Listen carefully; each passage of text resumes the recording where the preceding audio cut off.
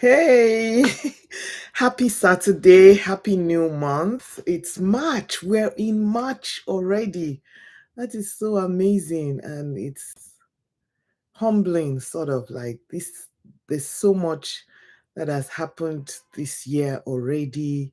And I just want to wish every one of us a happy new month, March. And my prayer is that March is going to be better than February and January for every one of us. It's going to be a month of great leaps and heights in Jesus' name. And I'm back. I thought I would be able to just get in like 2 chapters this morning. This book has 48 chapters or thereabout. Let me be sure. 47. See me. How can you not know? Let's find out together. Okay, it has 47 chapters and one epilogue. So like we're like halfway up, a little bit more than halfway, but there's the book we're reading, Scent of Water by Simisola Ogoyinka, my humble self. I'm feeling very humble today. All right, so it's a beautiful March morning, Saturday morning, March 1st, 2025. And the tea that I'm sharing with us today is about this book.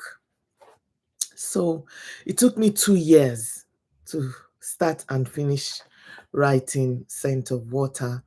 When I first started writing it, I was very excited and everything.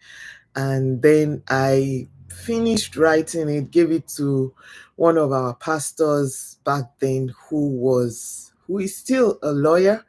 And because of the cases, because of that case in the book, I wanted to be sure I was legally correct. So I gave it to Barrister Ofri to read through, look through for me. And I gave him that manuscript, just a heap of sheets of paper. And when he returned that manuscript to me, he used I remember very well, he used a green pen to make corrections. And all the parts where there were legal issues was I looked at it and I could just see green. It was just all green. So I got so discouraged and I left that manuscript for 2 years. I didn't touch it. And when I came back to it one day, I just woke up. I said, I have to finish Scent of Water. And that's the book that you have there. I want to appreciate Barrister Ofre. If you are hearing my voice right now, thank you so much for all your work. I want to also, appreciate I've appreciated you all before, but the doctors that helped me. Onose was just a medical student at the time. She really, really helped a lot. And Dr. Chineze, Dr. Joachi Bong, I was just calling on people at different times, like, help me with this thing. No, I don't want to make mistakes. Writing a fiction, sometimes we feel, it's just the imagination of the author, but there's a lot of work that goes into writing fiction. And I thank God for the people that came into my life at that time, and I was able to pick their brains to get the facts correct. So let's get into it. Today I'm reading just 2 chapters. It's Saturday. We have lots of fun things to do. So I'm just going to make sure that I read 2 chapters today, and then tomorrow I will try and read another 2 chapters or more. Who knows? All right. And again, yes. So I almost forgot. I have tea. This time, my mother always said, "Don't leave the spoon in the." Okay, so it's getting cold, and of course I have my water because tea cannot quench thirst. So it's just 2 chapters, and I'm just going to run through the 2 chapters in one fell swipe. All right, let's get to it. Chapter 27. Defense finally rested the following day after successfully putting two more witnesses on the stand. One was a shop owner who claimed he was closing his shop for the day when the accident happened a few feet away from him. He had seen the car overtaking the trailer and, according to him, had shouted long before the collision. The other witness was less credible. He was the father of the boy who had his birthday party on that day, husband to Mrs. Josiah. He concurred that Mike Dabi had come to pick his children that night, but contrary to his wife's testimony, had seen him and not his wife. He said his wife had not had a single conversation with Mike, and though Mike was tipsy, he seemed okay to drive. Okon Eno scattered the testimony, exposing the chaotic state of his marriage and accusing him of lying under oath. The defense rested. Court adjourned, and Judge Kofo advised the lawyers to go home, rest, and prepare for their closing address the following day. Suddenly, the case was coming to an end. Ephraim went home as the judge had advised and slept. He was not going to think about anything. Esam, along with some brethren from the church, gathered in Amma's house and held a 2-hour prayer meeting. They planned to tarry the following night prior to the verdict. Okon Eno once again was in top form as he stood up to deliver his address. He started by thanking the Honorable Judge for her patience and fairness through the course of the trial. I maintain, as from the beginning of this trial, that it is merely a waste of time, energy, and public funds.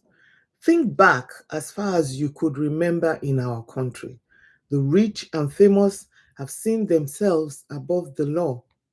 They regard money and their wealth and influence as the errand boys sent to settle their cases. A lot of back and forth transpires.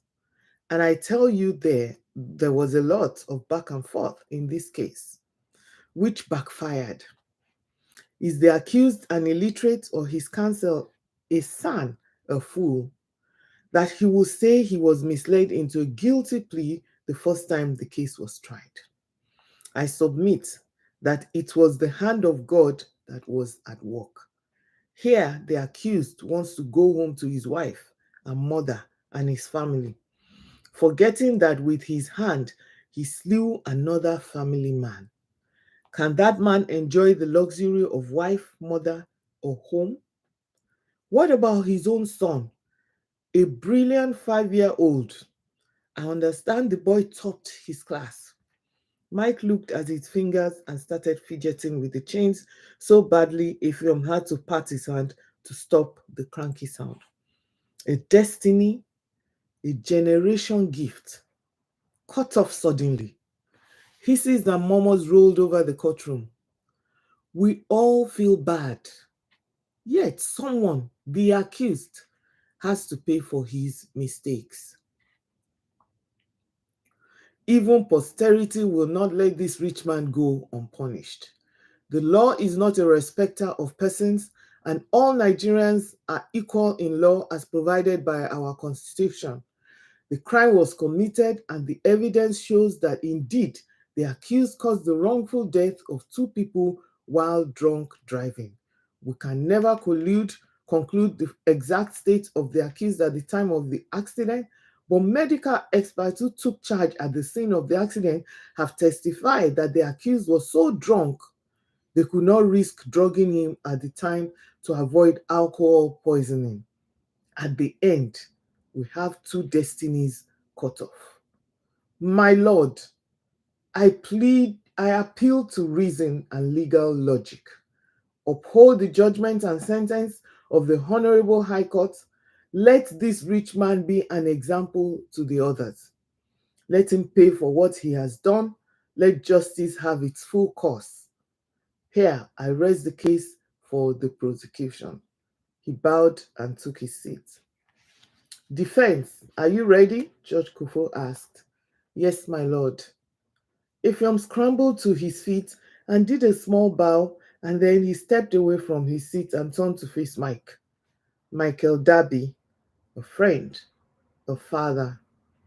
a responsible citizen, someone who has added value to the lives of hundreds high and low. He worked for humanity and the earth yielded its increase to him. It wasn't his fault. He cannot be blamed for reaping the fruits of his labor. Unfortunately, some people felt he should be blamed. A terrible plague on our society. The poor always blame the rich for everything. September 8th, 2001 was a horrible day. A day the evil one struck with a heavy hand. 2 lives were lost. And desperately today, 5 full years afterwards, we battle to save another life. We battle to save a destiny from being destroyed. Mike does not deserve to live the rest of his life with condemned criminals, armed robbers, drug addicts and traffickers, murderers, dupes. He is a good man. He does not deserve to suffer more than he has already. Ifyom looked round the courtroom and finally turned to face Judge Kofu. He did not mean to kill anybody. He didn't. He wanted, like the committed husband he was, to please his wife. So he decided to do so as she demanded. He did what he will forever regret in his life because it led to the death of his first son. I plead with this honorable court and the justice system not to take into account vain babbling about the rich getting away with evil. Rich men in this country are not standing trial today. One man is. One man who has been betrayed, misled, and deliberately ousted by the very people he helped, his wife, his lawyer, and his family. Let justice take its full course. We have heard testimonies after the fact of the case as elicited from the evidence and the probative value of the prosecution evidence. His mother, who has never once had cause to worry over her son. The experts, who as individuals have come to the same conclusion on Mike's innocence. Eyewitness accounts vindicating the accused. He paused for one long second and sighed, speaking softly as he continued. A negligent driver who from the grave has spoken in attestation and acceptance of the mistake he has paid for in a gruesome manner because he ventured to drive on a public highway with only one headlamp on a dark, rainy night. The accused lacked the guilty mind to cause the death of the deceased, which includes his beloved first son.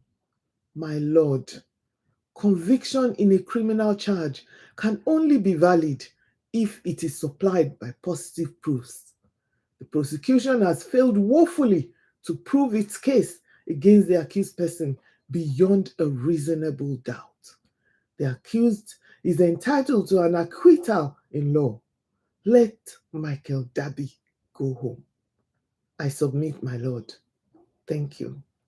Ifyom did a small bow and went back to take his seat. Court will go for a recess and will re-adjourn by 2 p.m. Judge Kofo hit on her gavel and stood up. Chapter 28. Seems she wants to give the judgment today, Ifyom sighed, rubbing his palms. He was standing inside the small cell in the court premise with Mike, who stood stiffly against the metal door, looking blank. He didn't know what to expect. The whole case seemed to be ending so soon. This scared him more than anything else. The thought of not seeing Esam again, of not having freedom to be with her, the thought of going back to Africa.